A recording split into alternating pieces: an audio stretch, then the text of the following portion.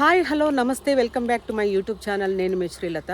So ఈరోజు vlog ఏంటంటే మా రాజంపేటలో ఈరోజు భారీ బహిరంగ సభ జరుగుతోంది ప్రజా గర్జన పేరుతో. సో ఆ ర్యాలీ విశేషాలేంటో ఈ వ్లాగ్లో ఉంటాయి. Let's get started.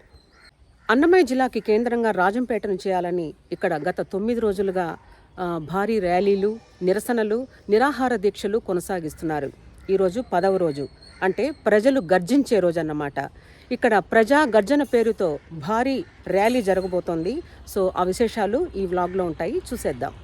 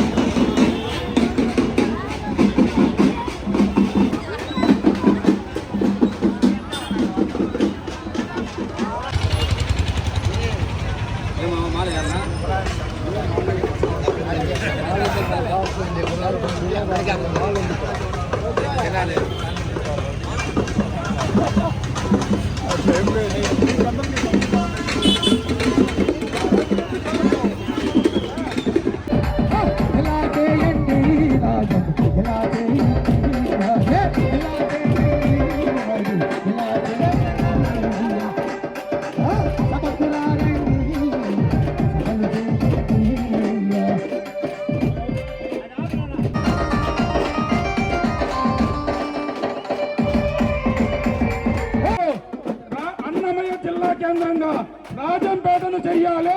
అన్నమయ్య జిల్లా కేంద్రంగా రాజంపేటను చెయ్యాలి.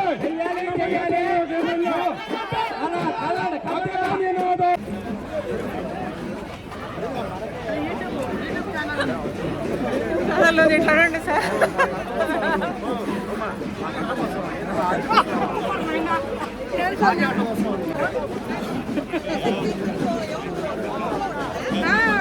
ఇప్పుడు లేట్గా వచ్చినావు. అవునా, ఓకే ఓకే. హాయ్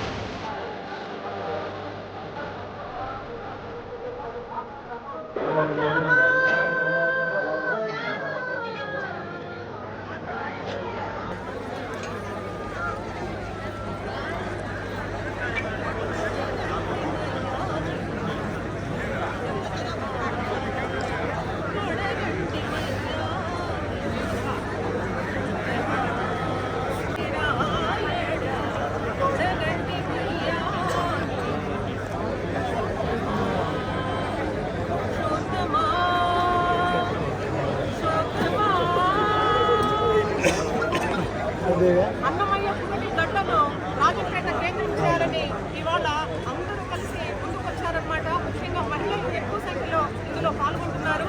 విద్యార్థులు కూడా ముందుకు వచ్చి తమ భవిష్యత్తు బాగుండాలని ఈ ప్రజా గర్జనలో పాల్గొంటున్నారు. ఇది ప్రజల గర్జన. సో ఈ ప్రజా గర్జన విజయవంతం చేయాలని మేమందరం కోరుకుంటున్నాం. గత ప్రభుత్వంలో మాకు చాలా అన్యాయం జరిగింది.